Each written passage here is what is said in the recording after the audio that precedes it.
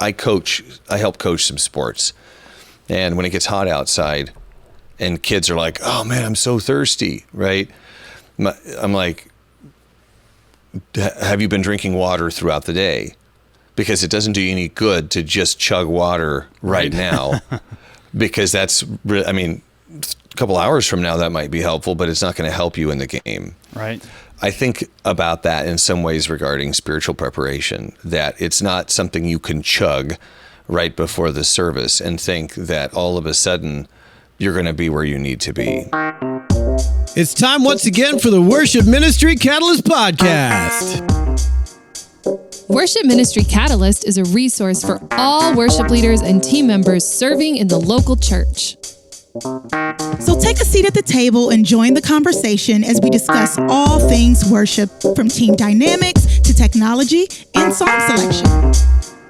And now it's time for the show. Hey guys, as Dave makes the transition over to what we look like. Welcome to episode 227 of the Worship Ministry Catalyst podcast. I was thinking this morning, I actually haven't been on an episode for 6 weeks. Is that right? It's been a little while, yeah. Yeah, I wouldn't say it feels foreign, but it just dawned on me this morning that because the last one you had recorded the interview, and I missed the previous one because the schedule didn't allow it, and yeah, so it feels like it's been a little while. Yeah. What have you been doing? What have you been doing? Well, let's see. I released another album last week, so that was one thing. Oh, congratulations. Yeah, just a solo piano, all my compositions this time, not hymns or anything like that.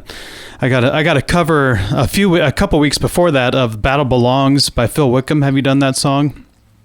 No, and I'll be honest, I'm so out of it. You say that name and I go, what are you talking about? I don't even know the song. I'm clearly not a good influencer because I didn't know what you were talking about. Well, it's a great song, and it's kind of at the top of the list. Thank you. Becky's bringing me some coffee right now. Thank you, Becky. Yeah.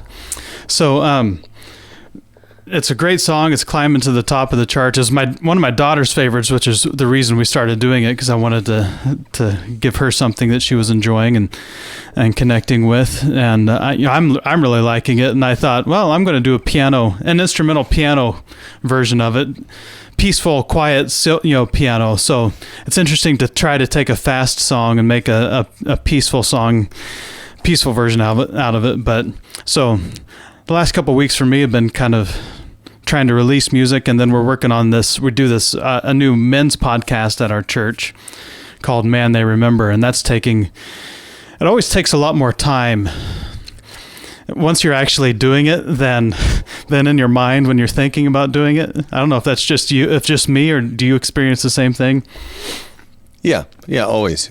Because every time you add another person, you're adding another complexity, and you can't easily calculate or estimate how much that the impact of that complexity on things. So yes, I understand that, I think. And go ahead. I'm sorry. Well, it's a fun experience. I think it's actually especially fun for the guys. I believe they're having fun, but it's just so. There's the podcast recording process, and that's the easy and fun part, but then there's all the other stuff that somebody has to do, and if you're the guy that's kind of putting the whole thing together, then you end up carrying that load. Someday it'd be nice, maybe we get some volunteers who are a little more trained and equipped for that, but we're not there yet. No, I completely understand. As Dan and I do work on frequency together, that's one thing that comes up all the time is like, man, we would do this a lot more often if there was somebody around who would take care of the post-production stuff. Because the fun stuff is what we're doing now. Right. And actually part of the reason, we're using some of these tools is that we really want out of the box. Tim to not have a lot of post-production. Right. Yeah. For all the people listening are particularly interested. By the way, I did pick up my notepad and a pencil and write down "Battle Belongs." Oh, so good. That, I've got so a that I can notepad take a here look. for myself as well. Have you done the blessing? Have you? Yeah, we do the is that blessing. We did it yesterday, actually. Did you? That's Yeah. something that my congregation has begun asking for, and it's a lovely song. Just got to figure out how to pull out like 5 minutes of bridge, Right. so that it's, you want space for soaking, but you also don't want to get pruny Right. from worship. I mean, maybe that's a term I'm just going to go ahead and brand right now is pruny worship, when you overdo. That's a good one. The repetitiveness, and you know what I mean? I got to write that in the comments right now, because that's a good one to. Well, it works with soaking, right? Where you're Yep. really soaking in worship, but then if you're in there too long, your skin gets all wrinkly. Yeah, I agree. There's definitely a place for soaking. I tend to not soak. I tend to be. If it's a really powerful bridge, I might do it. I might do it 4 times, but that'd be like the max for me. I'm more of a 2, maybe 3 on the bridge kind of a guy. Yeah. But yeah, I just even, and I think I really think that's really limited. It's a really limited group of people, and I could be wrong. Maybe I'm wrong. I've been wrong about a lot of things, but it seems to, in my personal experience, to be a really limited group of people that like singing the same bridge for 8 minutes on repeat. Yeah. I don't think that's a mass appeal thing. Maybe I'm wrong. You know what? I think it's circumstantial. And I'll tell you why. Again, people who know me or listen know that, I grew up in a Catholic background where everything is very regimented, very structured. And the idea, when I started leading worship, where you'd see people lifting up their hands and being very demonstrative with their worship, was a very foreign and uncomfortable idea to me. And I went to a worship retreat in Missouri. This is 11 years ago or something like that now. And the first night they had an optional worship set. And I thought, cool, I'm going to hang out with a few people, and we're going to have somebody lead us in worship, And David Linder, the blessing. There's a link up there. That's very exciting. You mentioned we're learning trying out new software, and one of the things is, like you said, to not have to do so much post-production work, and that's one of the things I'm trying to learn. Like if you figure out how to get all this stuff up there while you're talking about it, then you don't have to do anything afterwards. Good call. Yeah. But and we just not get a third person to do that on the fly for us. Right. Sorry. Anyway, Continue. That's right. So they had this worship set, and it was being led by a worship leader from IHOP, the International House of Praise. Prayer. International House of Prayer. Yeah. Yeah, that's right. Thank you. Just in case we have some IHOP people who listen. Yeah. Sorry, folks. And I didn't know any of the songs she was doing. Right. And there was a woman next to me who was also a worship leader who didn't know the songs either, but she was just in it. She was in it, and it was very repetitive. And at first I was kind of judgy, to be honest with you. I'm like, you guys are weird. That was, I'll be honest, that was what I was thinking. And the more that I sat there with it, the more that I just let go. And I'm like, nobody is here to look at you and think that you look stupid. Right. That was a big part of that for me. And then there's an idea called Taize in worship, where you take the same 8 bars. Have you heard of it? It's not familiar to me. Taize. But it's 8 bars that you just sing over and over and over again. And it was introduced, I think, by a group of monks. But the idea is that you learn the melody. You can even learn some of the harmonies and stuff. But at some point, you're able to disassociate from what you're singing and focus on. You disassociate from the performance of the singing, and you focus on what you're singing. What is the truth behind this? And exploring that in a meditative, worshipful way. And I think that you have to be in the right environment for something like that to work. If it's a Sunday morning and people are thinking, hey, worship leader seems to be really enjoying themselves a bit too much on these 8 bars of this bridge, I'd like to wrap this song up, How do you spell that? Taize. See if that pops up for you.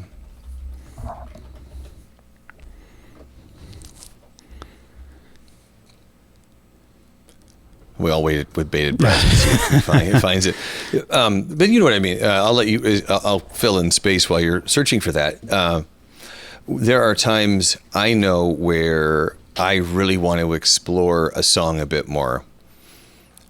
And then as I look at the congregation and have a sense of where they're at, are they with me on this song? Can we go a little further with this? And sometimes you can. Sometimes you can see that they are along with you. And there are other times when it's not like they're not worshiping. It's just that they are not that deep in worship. This past week, we did an old song from Vineyard called Humble King. It's been around forever. I just started crying leading worship. I just all of a sudden was just hit by it, and I just wanted to keep singing it, There you go. Oh, yep. Thank you for sharing that. So I think on most Sundays it doesn't really work, at least not at not at my church. But I'm also not like there's different church environments and church cultures, and maybe your message is 15 minutes long and worship is an hour and 10 on 3 songs. I don't know. Yeah, Thank you for sharing that. Yeah, just an article, a PDF I found by the Evangelical Lutheran Church of America, ELCA. Maybe there's something helpful there, but so I'll go check that out because it's a new concept to me, but I definitely like learning those kinds of things. So, I think there's definitely merit in it when what you're saying, that I think a lot of times we don't pause and reflect, and we don't give ourselves time to even really enter into an experiential moment like worship, because we're just checking off the list and trying to get through everything. And then at the same time, I think there are probably even as musicians, there are plenty of times where you're still focused on the singing and the performance, and less on worshiping through it. And I'd have to imagine that for people in the congregation, that's true as well, where, especially if it's a new song, I could see where, taking some time to do that, it would be good. So yeah, some good points there. Well, you alluded to a topic there. I at least I thought you felt like you did, the idea of, how preparation kind of leads into worship, and sometimes if you're not as prepared as you'd like, which is most weeks, that there's always a bit of your brain, or a lot of your brain, that's reserved for logistics. Right. What's this transition look like? Oh, wait, what is that chord that's coming up? Is that the weird one that's got the augmented note in it? And why is, am I speeding up or slow, and there's not as much of your brain involved in the spiritual aspect of worship right. as you would like there to be. And how are you preparing for worship spiritually versus logistically? Right. Yeah, and I think that's a mistake that I make too often. I think probably a lot of worship leaders do, if we're being honest. We overestimate our ability, maybe. I know I do that anyway, to learn a new song and sing a new song. I've talked about this before. I think I'm done putting new songs after the sermon, because it's just, there's left brain, right brain activities. I totally disengage from anything we were doing worship, practice before the service, and excuse me. Then by the time I finish up the sermon, whatever we had learned in the practice that morning, it's just completely gone. Yes. And by the time I got back, we did The Promise, a new song, a really good song by Maverick City. Another kind of newer artist. Yeah. Super popular right now. Really kind of screaming on the scene. Getting a big boost from Elevation Worship. So they're really getting out there right now with their Old Church Basement is the big thing, the big song right now.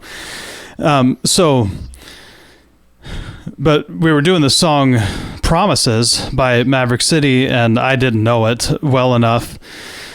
I got through practice pretty well, and by the end of practice had it down pretty well. But then by the time I get back up there after the sermon, I printed off the lead sheet knowing in advance I was going to have a hard time with it. It's like, at least if I have the music there, I can probably still find the melody, even if I struggle a little bit. Didn't help.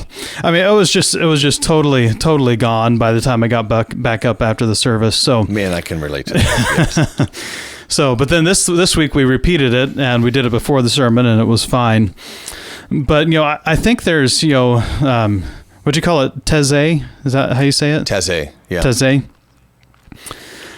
There's for us as worship leaders, I used to argue for this, and really especially on the podcast and with my own worship teams, that we started working on new songs, a month or two before we'd actually introduce them to the congregation. And the reason was I wanted us to be so familiar with it that by the time we were leading it to the congregation, we were able to worship to it. That way, people's first experience with the song wasn't us trying to, fumble our way through it, but it was a good experience of worship, right? So there's definitely a lot of musical preparation that I think we need to, at least I need to get back into to doing if I'm going to be prepared to lead people in worship with a song. Yeah. That's something that I think it's a good message for worship leaders, but also pastors as well. And I say that because, and realizing you wear both hats, that occasionally, a pastor will come up and say, I'd really like to do this song this Sunday. And I'm like, I've never done that song. Well, can you have it ready? And realizing right now I'm still, hopefully not much longer, but still a worship team of one a lot of the time. And when there is, I can usually kind of cobble that together. Mm-hmm. But I remember the first time I did like Reckless Love, same 4 chords, whole song. Right. And you've got 3 distinct melodies that are sung over those 4 chords that all start at a very different pitch. And if you don't lock in to where that is, you're in trouble. Mm-hmm. And if you don't have the utmost confidence in that, then you are lost, and you have also lost your congregation. And it does a disservice to the song as well as the congregation, because if you are prepared and the congregation can feel your confidence, they will engage with it that much more. And, like the first time I did Ross King's Hallelujah for the Cross, congregation, I mean, I had it locked down. It was a song I'd been singing for months. So when I brought it in, I wasn't even thinking about it. What the congregation was reflecting to me, their worship. And they had this just energy to them. And it was just like, those songs that you lead worship, and when the song ends, everybody kind of goes, oh, wow. Right. And I don't think it's really hard to get to those moments if you're not actually prepared so that you can spiritually enter into worship. So, I mean, there's a lot of work up front. Right. There should be. Yes. Well, and to encourage you about the song, The Blessing, we've had those kinds of moments with that song in our church, which is one of the first songs in a while that has really done that with our congregation. So, and it's, super popular right now. So I think anyone who listens to Christian radio probably familiar with it. So that helps. I think I've told this. I know I've told the story years ago on the podcast, but there were some songs that we wanted to do, and this was back in the day before Spotify, where you had to burn a CD of worship songs to play pre-service and post-service if you wanted to do that. Yeah. Right. Yeah. And so I put a bunch of songs on there that we were thinking about doing, some new songs, and we just played it on repeat, week after week after week after week. And then let's tell you how old it was, Jesus Messiah, the Chris Tomlin song. We hadn't sung it yet, but a Sunday came and it was the perfect fit for that service. And I thought, well, we can play it with that. It's not a difficult song. I don't know if the congregation will know it, but they've heard it a whole bunch of times, and so we led it, and everybody knew it. So either they either knew it from hearing it before the service, week after week after week, or because they'd been listening to it on their own. And so there are some times where that happens, but it's kind of an exception, or it's a different form of preparation. You've been preparing the congregation subconsciously without them even knowing it for weeks, and then they're ready for it, musically speaking, anyway. There is definitely something, the idea that when you hear a song that you think is the first time you heard the song, but it sounds so familiar to you.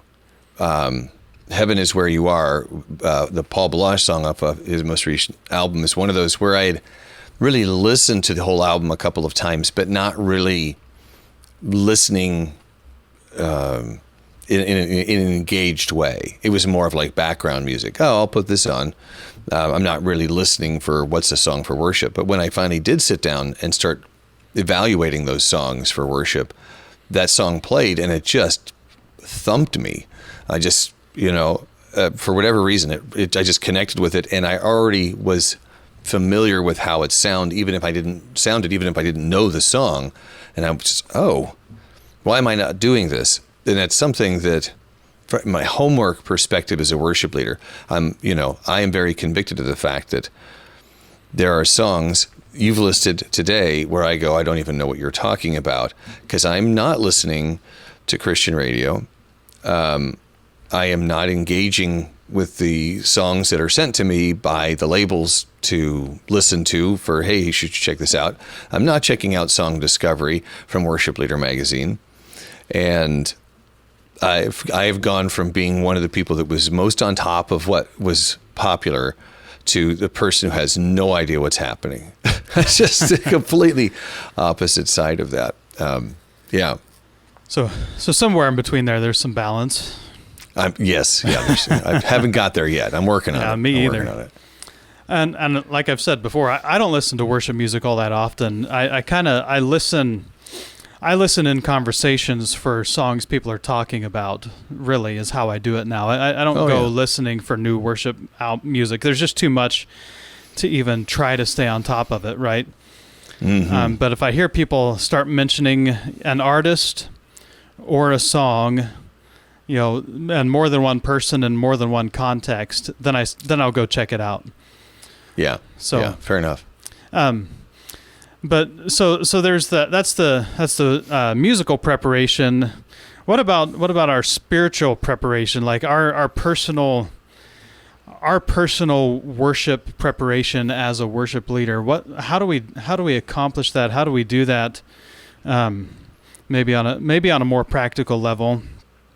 There's a lot musically we talk about and we tend to talk about, but we haven't had a lot of conversations over the years, either you and I or Kevin and I, about being spiritually prepared to lead worship as worship leaders. Yeah. What are your thoughts on that? One of the first things that pops into my head is, like, I help coach some sports, and when it gets hot outside and kids are like, oh man, I'm so thirsty, right? I'm like, have you been drinking water throughout the day? Because it doesn't do you any good to just chug water right now, because that's really, a couple hours from now that might be helpful, but it's not going to help you in the game. Right. I think about that in some ways regarding spiritual preparation, that it's not something you can chug right before the service and think that all of a sudden you're going to be where you need to be. And I think, there's prayer life, which is always a growing edge for me. Spending time in the Word, and having time for personal worship. Those are like three things that pop into my head. Well, for me, there are times when I'll take out my guitar and there'll be a song on my heart and I'll just play that song over and over again because it's speaking to me. Because if we're engaging in worship as worship leaders, then we have a better idea of how our congregation is worshiping, right? If we can't lead ourselves into worship, then how do we expect that we can lead other people into worship? Mm-hmm. But then, continuing the analogy, but just before the service, it's something, and I talked to my pastor about recently. He asked me, how do you get grounded before the service? He asked me in front of the congregation, like, what do you do? And for me, it's breathing. It's making sure that I'm in a space where I'm not going to be interrupted. And there's prayer there, but it's not, it's not chugging prayer. It's more of not God. Desperation. Right. It's God, I'm here. I want you here. I want to lead people to you. And very simple, but then it's just quiet. It's just, okay, in through the nose, out through the mouth, trying to kind of clear things out and just leave space to hear and to respond. Because leading up to the service for us, there's a certain chaos, right, that's there. Always. And yeah, it's something, if it's not chaotic, you wonder what you forgot and when you're going to get hit with it. So to me, that's the sips out of the bottle just before the game. Right. Those breaths, trying to give that little bit of space so that when we start the first song together, I am not thinking about 25 other things. I'm going, I'm excited that we're doing King of Love this morning. I'm excited for this song.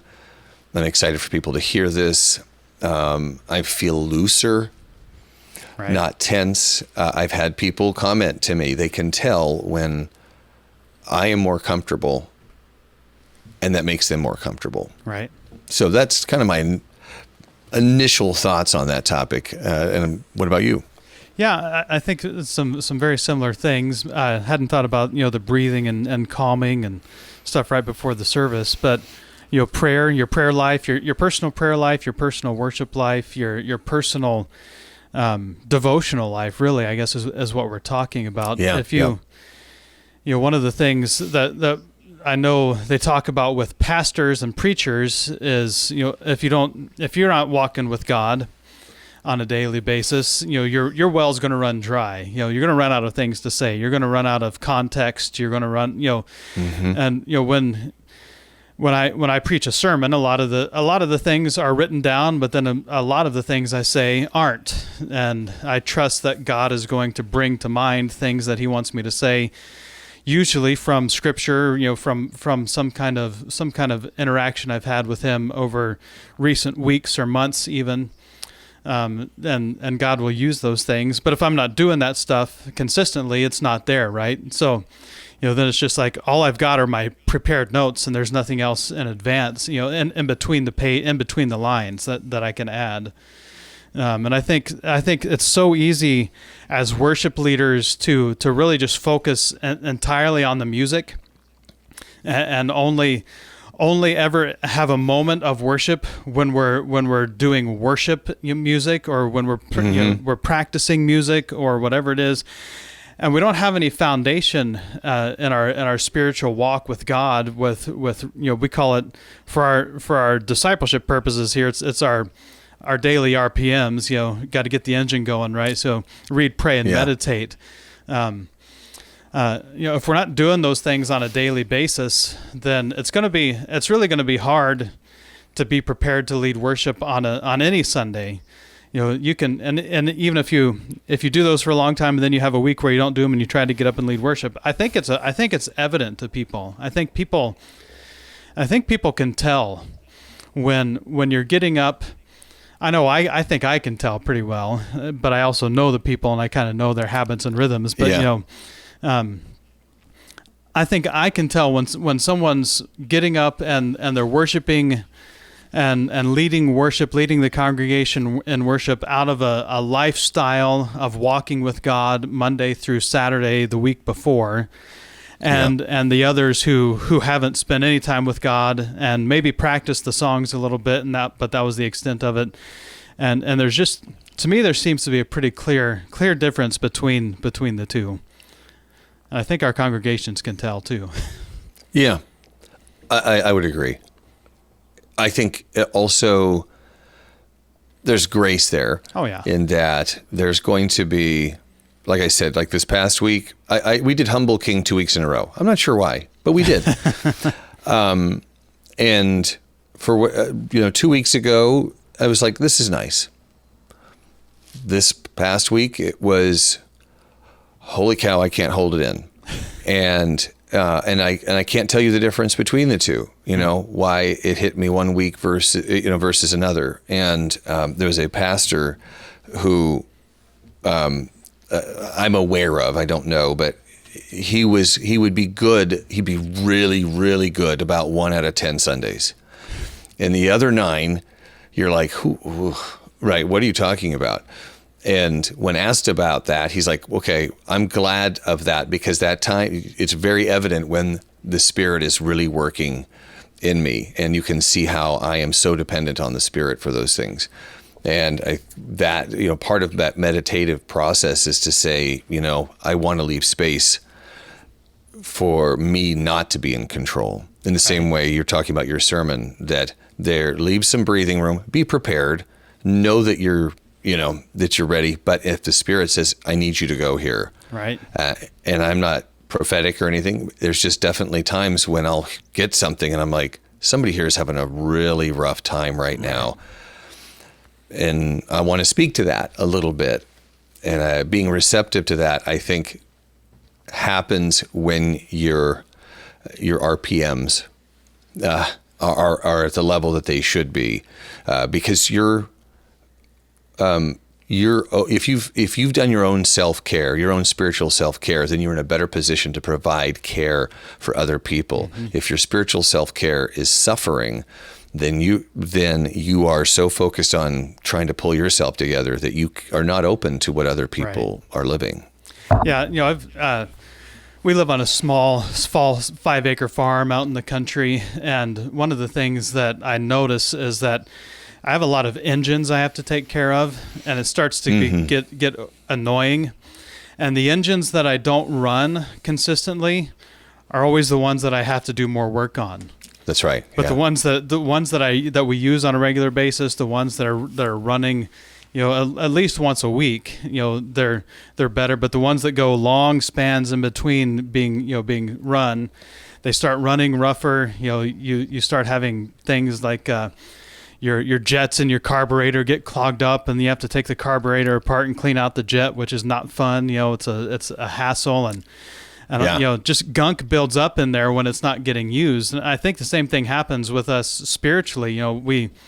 We get all kinds of gunk that just builds up in our hearts and our souls that doesn't come out until you're running the engine. And if you're running it regularly, that stuff is kind of dealt with. But then, Sunday mornings leading worship, there's a pressure to it, right? And sometimes those things end up coming out in rehearsal with the people you're trying to lead worship with, and you end up, stressed out and strained in relationship because all the gunk that's coming out, because you're finally starting to turn on the engine, you're fired up your worship engine, and now all that stuff is starting to come out, and you've got some problems.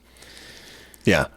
Some sputtering and coughing and But I do think the two, going back to Paul Baloche, I think they need to come together, your musical preparation and your spiritual preparation, because you talk about, the idea of space between the lines when it comes to worship, and kind of pouring in all that spiritual preparation throughout the course of the week, but then at the same time being musically prepared if the Spirit leads to go in a different direction.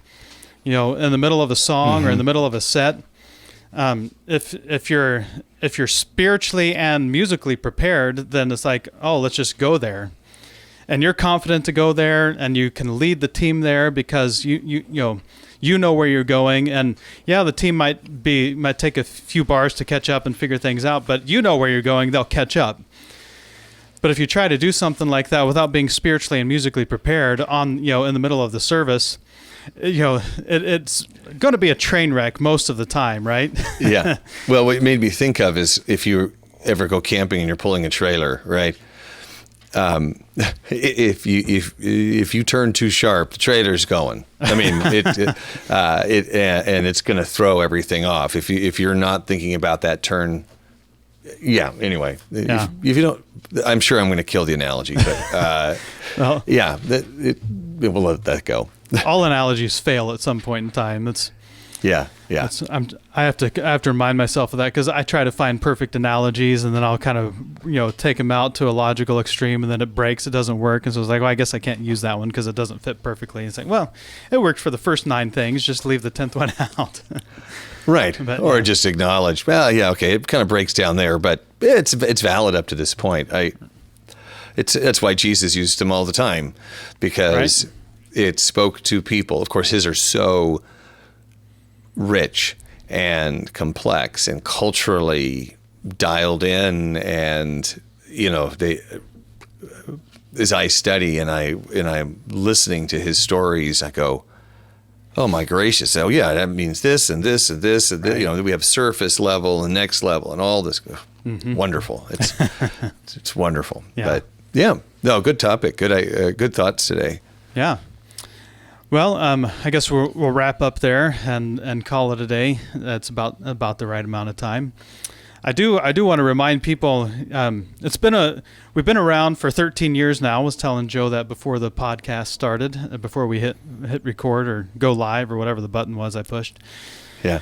May 15th of 2008 was the first episode Kevin and I released back in the day. So that puts us at 13 years now doing this podcast, right? If my math is correct. Yeah. Crazy. So that's a long time, and a lot of people don't even have kids that old, haven't been married that long. Especially probably a lot of younger people that might be listening to this haven't been married that long, don't have kids that old. So yes. Well, Sam's going to be 13 this year, so he's the same age as the podcast. Wow. Yeah. So, but I was looking on our iTunes. We don't have a lot of reviews to begin with, and there's a couple of negative ones on there from Kevin and I, where we'd spend too much time talking about football and other things and not talking enough time about worship. Yeah. So, if anyone's listening and would like to go drop a positive review, Joe's review is on there. You've got a review on there for us from a few years back. Before I was part of the podcast. Yeah. But if anyone would like to give a review, we'd appreciate that and kind of help reinvigorate the reviews. Either choose your stars, 1 to 5 stars, or just a written review is helpful too, and that kind of helps people who are looking at the podcast now say, oh, someone still listens to this now after 13 years. That's not just an old podcast that no one listens to anymore. But yeah, we'd appreciate that. So absolutely, yes. Well, sir, it's good to chat. Any final thoughts before we wrap up today? I don't think so. Read your Bibles, pray. I'm going to check out some of these songs. I think I owe it to my church, and we'll catch you guys again in 2 weeks then. All right, take care. Have to hit the right button. Thanks for joining us once again on the Worship Ministry Catalyst podcast. And make sure to add your voice to the conversation. You can find us at twitter.com/WM Catalyst. On Facebook at facebook.com/Worship Ministry Catalyst. Or head over to worshipministrycatalyst.com and drop us a note.